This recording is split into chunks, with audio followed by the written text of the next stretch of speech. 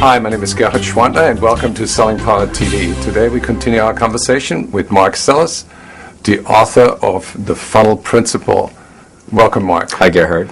Let's talk about your new system or your new process or application, which is the Funnel IQ. Funnel IQ basically is a new product we have that is a diagnostic. It helps a company answer the questions, what are we doing really well with regards to the funnel management? What are we not doing so well?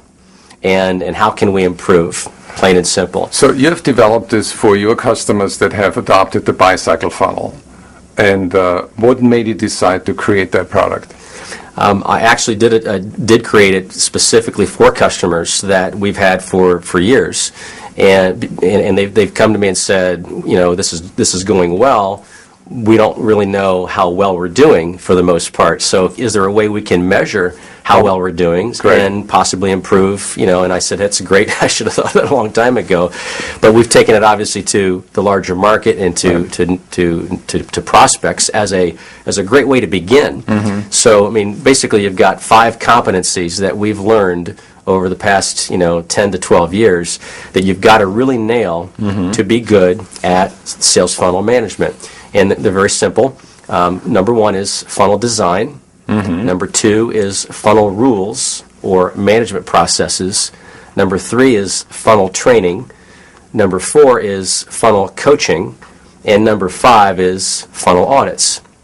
So we measure how effective a company does these 5 things, whether they're a client of ours or not. So if we say, for example, we find out that you have an okay design. Maybe they've picked up my book, The Funnel Principle. They've changed their stages, and I look at it and say, you're missing a couple of key things, and if you change these things, it's going to be richer dialogue, more accurate placement of opportunities on the funnel, etc. Then we can tell them exactly how they can improve their funnel design.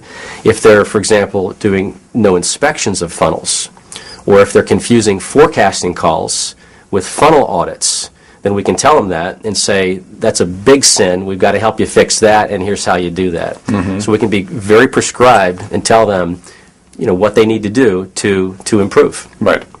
So give me an example of funnel rules. Funnel rules are basically the management processes that we help a client put to their funnel process. So for example, one would be as simple as how often the managers are going to do these funnel audits with their salespeople. Usually it's every 30 days, but I have clients that want to do it every 60 days or every 45 days.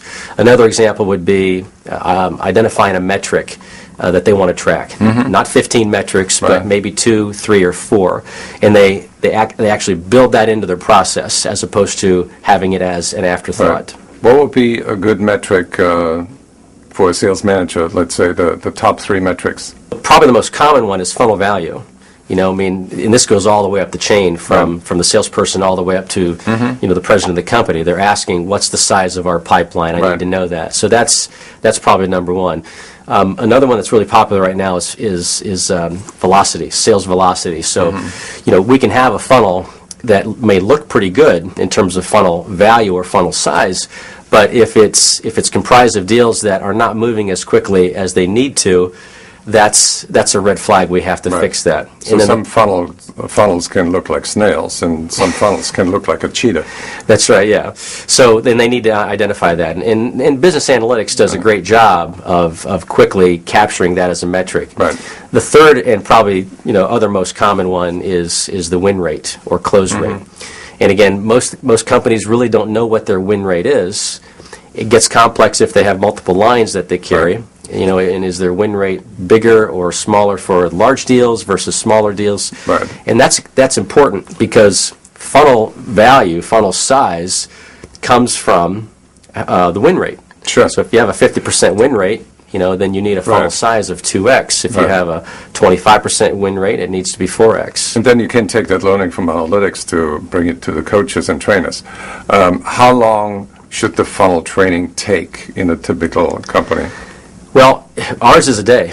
I mean, we're very intense, very focused. We know what we're doing. We get them in, we get them out, and it's there's no reason for funnel training to go over the basics, the fundamentals, and to learn about your new Bicycle funnel, learn how to do these audits, etc. It takes a day. Right. Thank you, Mark. Thank you, Gerhard. It's a pleasure.